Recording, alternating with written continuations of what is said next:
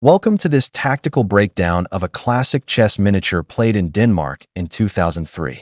In this game, White faces off against the O'Kelly variation of the Sicilian defense, an opening that looks quiet on the surface but contains deep positional ideas.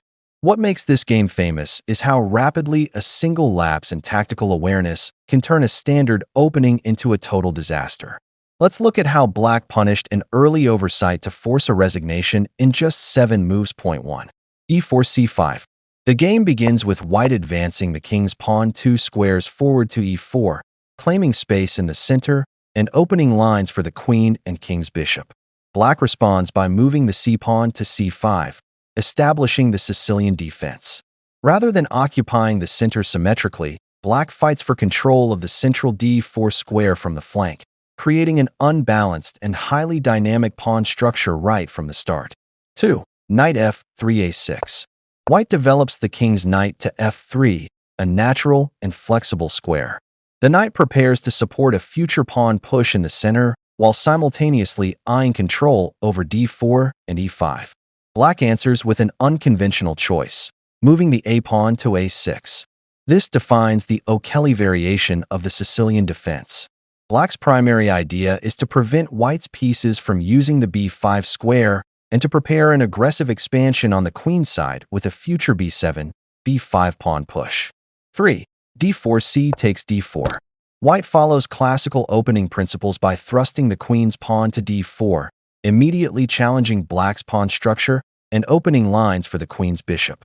Black accepts the challenge, using the c-pawn to capture the pawn on d4.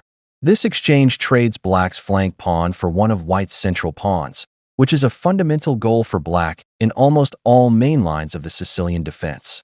4. Knight takes d for knight f6. White recaptures the pawn on d for using the king's knight, placing it on a powerful, centralized outpost. Black immediately counters by developing the king's knight to f6.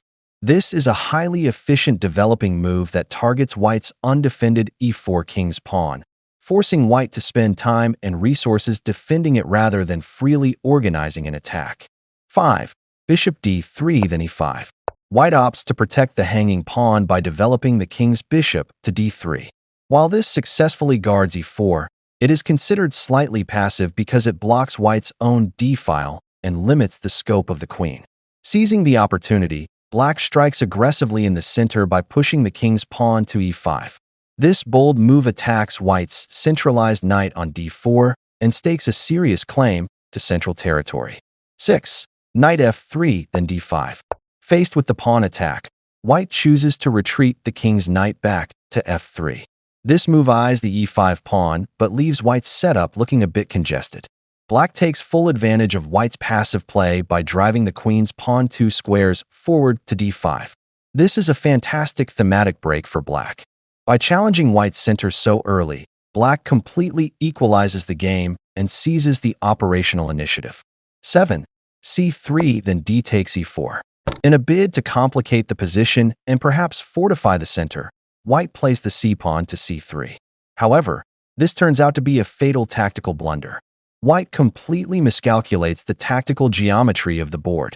Black spots the error instantly and captures White's e4 pawn using the d5 pawn. With this single capture, 7, dex4, White's entire position collapses.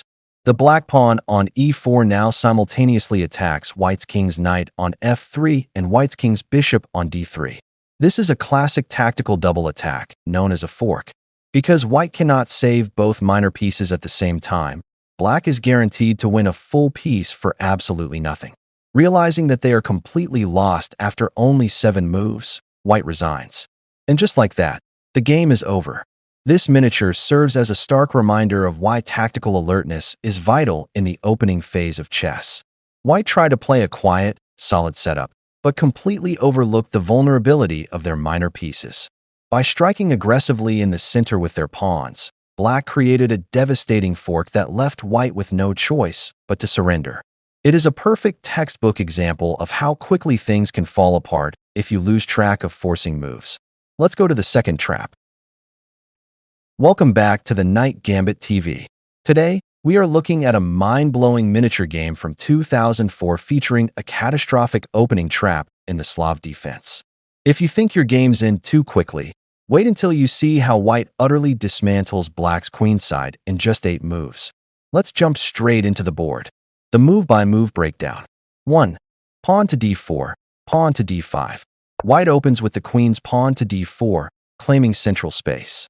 Black immediately matches it with pawn to d5, establishing a solid, symmetrical foothold in the center. 2. Pawn to c4, pawn to c6. White offers the classic queen's gambit with pawn to c4. Black declines the sacrifice and plays pawn to c6, sliding into the rock-solid Slav defense. This structure reinforces the d5 pawn while keeping the light-squared bishop free to move. 3. Knight to c3, knight to f6.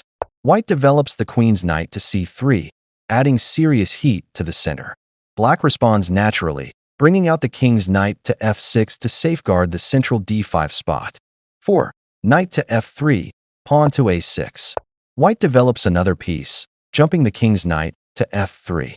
Now, black steers into the Chebanenko variation by playing pawn to a6.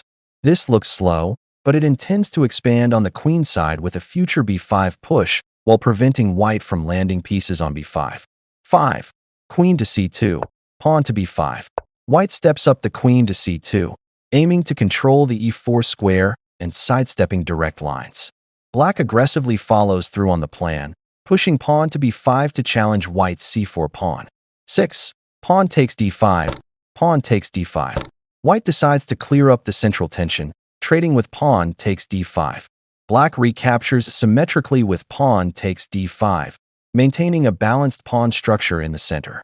7. Bishop to f4, knight to d7. White develops the dark-squared bishop to f4, eyeing the critical c7 square. Here, black commits a fatal blunder, knight to d7. Black wanted to develop, but this completely blocks the queen from defending the c6 pawn and leaves the c7 square hopelessly vulnerable. 8. Knight takes b5. White spots the tactical flaw instantly and strikes with the brilliant knight takes b5. The tactical breakdown. Why did black immediately resign here? Let's look at the board. Black's a6, pawn is pinned. If black tries to play pawn takes b5, white follows up with queen takes c6. This creates an inescapable double attack. The white queen would simultaneously threaten the black rook on a8 and threaten a deadly checkmate on c7, supported by that well-placed bishop on f4. There is absolutely no saving the position. And just like that, black resigned after only 8 moves. A brutal reminder of what happens when you lose track of squares like c7 and c6. If you enjoyed this quick tactical breakdown, smash that like button, subscribe to the Night Gambit TV, and let me know in the comments. What's the fastest you've ever won a game? Until next time, keep hunting those tactics.